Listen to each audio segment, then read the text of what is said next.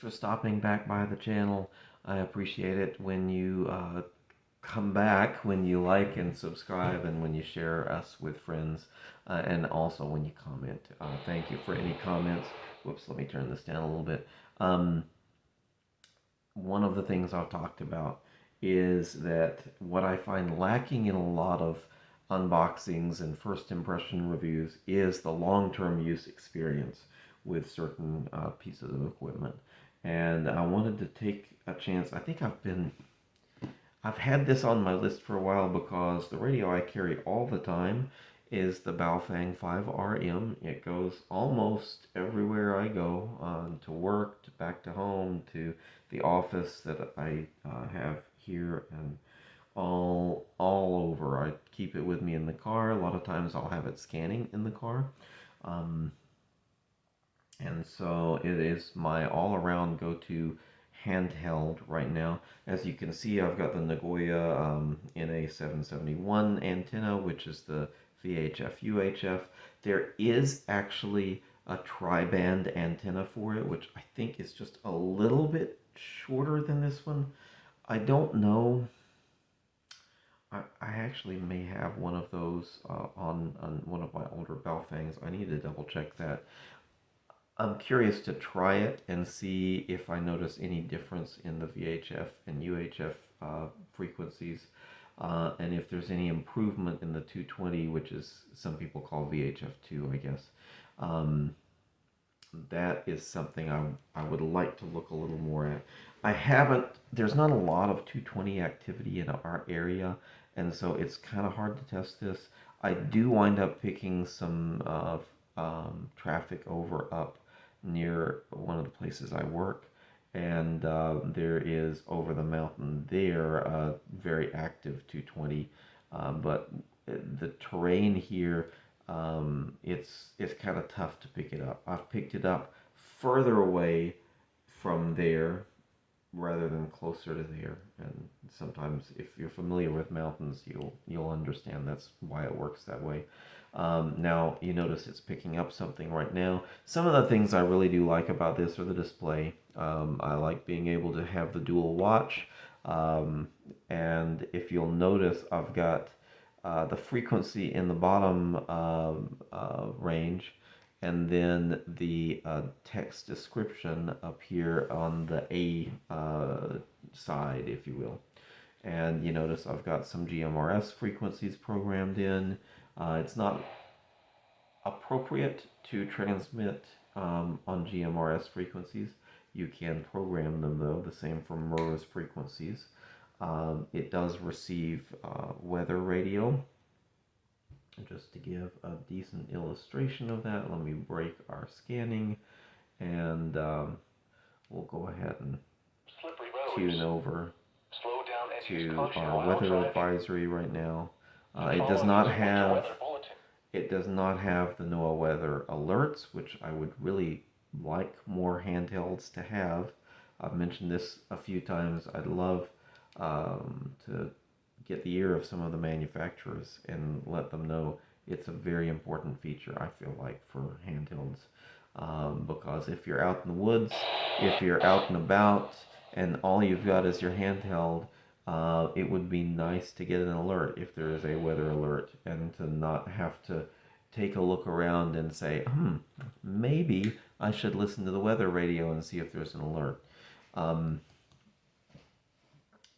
I've seen many situations where it can be blue sky where you're at here in the mountains, and maybe there's been a sudden thunderstorm way up the mountain that you're not experiencing, but that causes some flooding, flash flooding down where you are. And so it's an important feature. Plus, sometimes storms get really bad really fast. So again, I'm going to plug the idea that more small handhelds, even cheap ones, should have the NOAA alert. You can do FM tuning, which I absolutely love. I enjoy being able to switch over and pick up news there on the FM band. We can switch back with just a simple button press.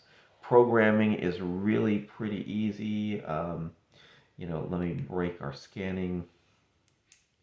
Actually, we weren't scanning, I guess. We'll go to, we're switching between A and B is pretty easy like that.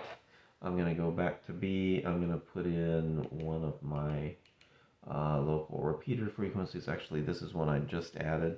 I usually program this with Chirp, by the way, which is a really handy tool. It's compatible with a lot of radios. Um, Manual programming, though, is not too bad. You enter programming with the little green button there, and you scroll through your options. You'll see it'll tell you what your options are. And then to change an option, for instance, power on password is what this is. You would press the green button again, use the arrows to make your choice, green to go back, and then I'm not changing it, so I'm going to go back there, and then you've saved it. So that's kind of neat. Here it does have a built-in stopwatch. I'm not quite sure of the usefulness of it. I've never really done it since, except for today, I think. But there it works. Uh, First time ever I've seen that one. I read about it, but I just hadn't used it. And then you can exit with the red button. I don't know if you saw that. You can also listen and monitor by pressing this bottom button right here below your key, um, which is handy to monitor and see if there's any signal there that maybe isn't breaking squelch. Although I've found that most of the time, even those that do break squelch, sometimes it's hard to make out exactly what you're hearing. The signal's strong, but the audio might not be as strong. I don't know that that's this radio's fault. I feel like the biggest critique I have of all of the Baofengs that I've found is that the squelch, having the little number system where you set 0, 1, 2, 3, 4, 5, I miss the days of the separate squelch dial, or if my scanner, for instance, has an outer band that adjusts and then the inner band is the volume. Really miss that, being able to just manually twist and adjust the squelch to get above the noise floor or below below the noise where everything's breaking it if you want to. Let's see. Scanning is pretty simple. We press that lower pound sign and hold for a few. You can see I've got some 220 frequencies programmed, some 440 frequencies. Of course, the GMRS. I've got MURS frequencies in here. At one point, I had the local airband frequencies as well. I took them out because they were always breaking squelch and stopping the scanning. There is a feature in Chirp to turn off and exclude something from scanning, which I've experimented with, and either it didn't work or I figured I'll never remember that I've got it programmed in here. Maybe I should just take them out for now, and that's what I did. Recently, I added a few on the fly because we were driving to another city to pick up somebody at an airport, and I thought, hey, it'd be really neat to be able to tune to them, and so I do have a few frequencies plugged in there. Transmit seems fine into repeaters. Audio quality seems fine. We're not running any more than 5 watts. And I haven't measured the output power. I don't have equipment to do that. But for most local repeater usage, we're pretty good. Now, I haven't been able to hit every repeater I can hear with it, which is probably good. If you think in principle that you want to be able to only transmit to what you can hear. And it would seem like the lesser of evils is to be able to only hit it if you're sure you can hear it. If you're able to hit things that you can't hear, that's probably not a good thing. But all in all, it's a great radio. Would I buy another? Yes, absolutely. I really do enjoy it. I've set it up to scan public service frequencies at times too.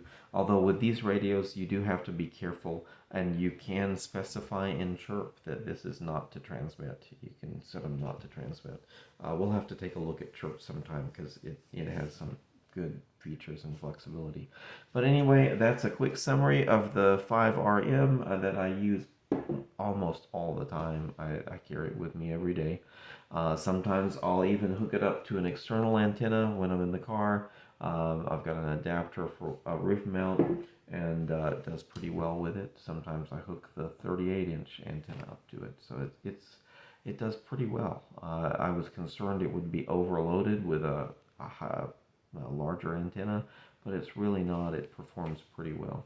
So anyway, that is that for today. I would highly recommend it. It's under $30. It's a good radio. It has USB charging as well as a cradle. And before I go, I'd like to encourage you once again to like and subscribe, to make comments below. Do you have this model? Do you like it? Is there another one that you prefer?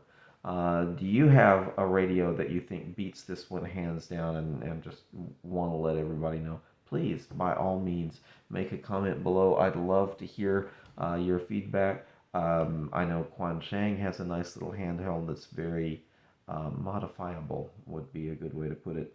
And so let me know by all means. I've got a TID radio, TDH3. I've got the GMRS version, which, if I understand correctly, you can kind of go to the ham version as well. I want to test it out, and some people like that one as an alternative. By all means, let me know either way. Hamradioprep.com, I want to recommend highly. Part of my motivation for changing the format on this channel was to encourage people to upskill and to improve their radio skills, to get into radio or back into radio or upgrade their radio skills, because emergencies happen. In this country, there are disasters and weather events that happen just any time. Whether it's winter, summer, fall, spring, we have tornadoes, we have hurricanes, we have blizzards, we have all sorts of natural disasters that happen throughout the calendar year. And so I really want to encourage people to upskill. And partly because communication is such an essential thing to us being able to come back and recover from disasters, and to even survive through the extended disasters in our area of the floodings that happen. Some people's lives depended on being able to communicate. So hamradioprep.com has some great courses. If you've never licensed before, if you're wanting to license, if you're wanting to upgrade your license, if you're wanting to learn more about emergency comms, if you're wanting to learn more about shortwave, they have a lot of good choices. They even have a course about the Baofengs. If you've got one and you're just absolutely mystified by it, take a look at their courses. They've got a 10% off coupon for us if you use the code RADIOCOMMS, RADIOCOMMS. At checkout, we'll get you 10% off, and it'll also get us a little referral. We greatly appreciate it when you do that. Thank you so much. Thanks for stopping by, and you all take care. I'll see you soon. Thanks.